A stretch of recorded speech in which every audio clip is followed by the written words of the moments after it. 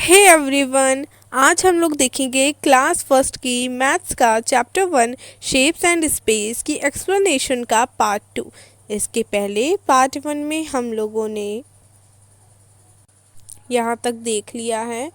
अब हम लोग देखेंगे टॉप एंड बॉटम। ठीक है, हम लोग देखने वाले हैं क्या, top bottom. Just a minute.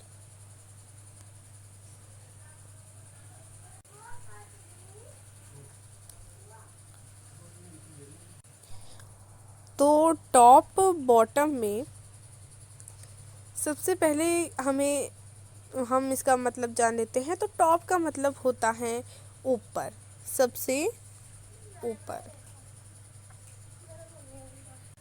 तो टॉप मतलब क्या होता है, सबसे ऊपर। जैसे ये हमने लाइंस ड्रॉ की, तो ये वाली जो है अपनी सबसे टॉप लाइन है। कौन सी वाली, एक मिनट, ये मैंने इस तरह से लाइंस ड्रॉ की हैं। तो ये वाली लाइन जो है सबसे ऊपर है, तो इसको हम कहेंगे सबसे टॉप लाइन। और बॉटम मतलब होता है सबसे नीचे। तो ये है अपनी बॉटम लाइन, इसको हम कहेंगे बॉटम लाइन। अब है, तो यहाँ पे देखिए बताया गया है कि ये जो बच्चा है, ये देखो ये टॉप पे बच्चा है, और ये जो बच्चा है ये नीचे है, तो ये बॉटम पे है। यहाँ पे जो बर्ड है ये क्या है, ऊपर है, तो ये टॉप पे है। और ये जो कैट है ये नीचे है, तो ये बॉटम पे है।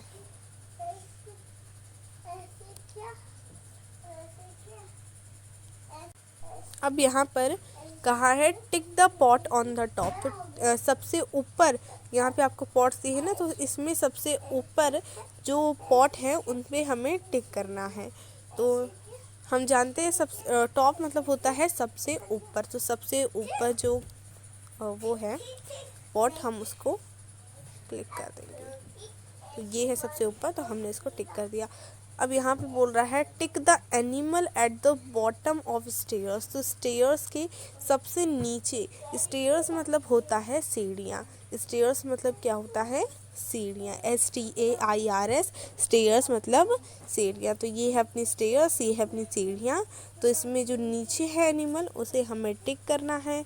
तो नीचे जो एनिमल है उसको हम यहाँ पे टिक कर देंगे। ठीक है,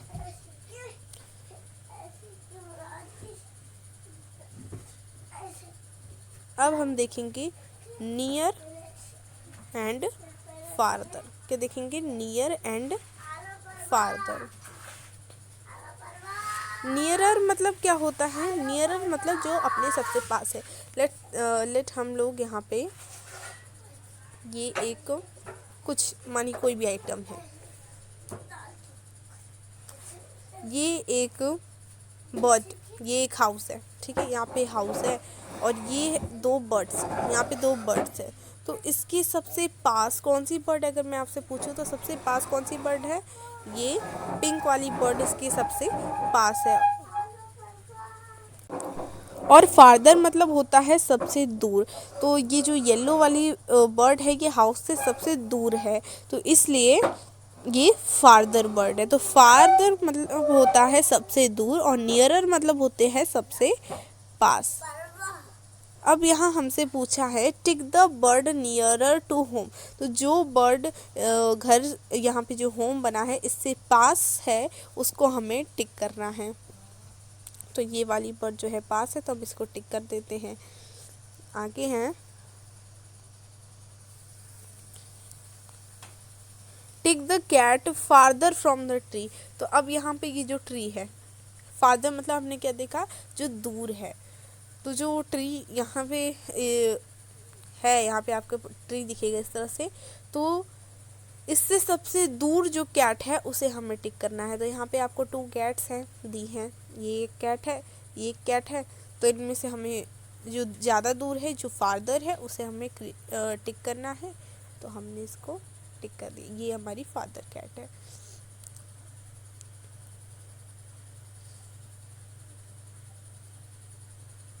अब आता है नियरेस्ट एंड फारदेस्ट। क्या है, नियरेस्ट एंड फारदेस्ट। तो जो सबसे सबसे पास है, वो नियरेस्ट मतलब जो सबसे पास है, और फारदेस्ट मतलब जो सबसे दूर है, सबसे। अगर यहाँ पे अब तक तो हमने टू में देखा था, तो टू के लिए हम यूज़ करते हैं, दो लोग हैं, दो चीज़ हैं, तो उसके लिए हम यूज़ करते हैं फार्दर एंड नियरर। पर अगर टू से ज़्यादा चीज़ें हैं, लेट यहाँ पे आपको दिख रहा है, यहाँ पे 3 बच्चे हैं। कितने बच्चे हैं? एक मिनट, 3 किड्स हैं, ठीक है, 3 किड्स हैं। तो हमने यहाँ पे एक और किड बना दिया। चलो हम यहाँ पे एक और किड बना देते हैं इस तरह से। ओह, क्या कर रही हूँ मैं। सपोज इस तरह से एक और किड हमने यहाँ पे बना दी है। ये किड तो किसी एंगल से नहीं है, बट हाँ प्लीज़ मान लो इसे कि एक बच्चा है।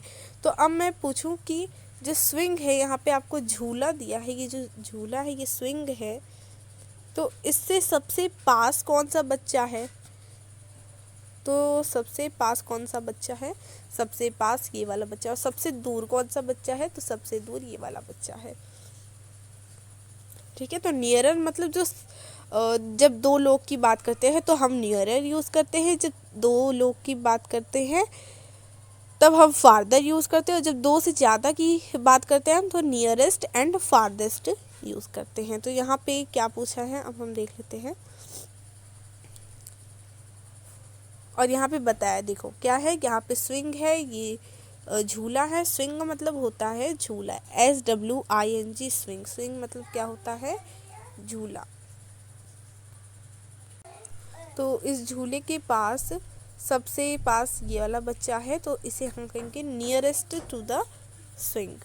और सबसे दूर ये वाली ये बच्ची है, तो इसे हम कहेंगे फारदेस्ट फ्रॉम द स्विंग, सबसे दूर झूले से। अब आगे हैं टिक द पप्पी। यहाँ tick the puppy farthest from the tree. अब देखो यहाँ पे कितने सारे पप्पीज़ हैं, 2 से ज़्यादा पप्पीज़ है, 1 2 3 4 4 पप्पीज़ है।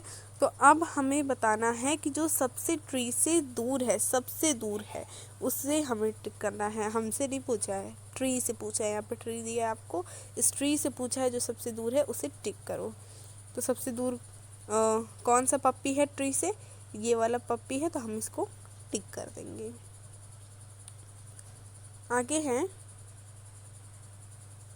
Tick the nearest, tick the tree nearest to the bird. अब ट्री को टिक करना है हमें। यहाँ पे क्या करना था? पप्पी को टिक करना था। अब यहाँ पे आपको ट्री को टिक करना है। उस ट्री को टिक करना है जो बर्ड्स से, जो यहाँ पे बर्ड है इससे सबसे नियरेस्ट हो। नियरेस्ट मतलब सबसे पास हो, तो उसे हमें टिक करना है। तो यहाँ पे बर्ड है, सबसे पास कौन सी ट्री है? तो ये वाला ट्री है, तो हम इसे टिक कर देंगे।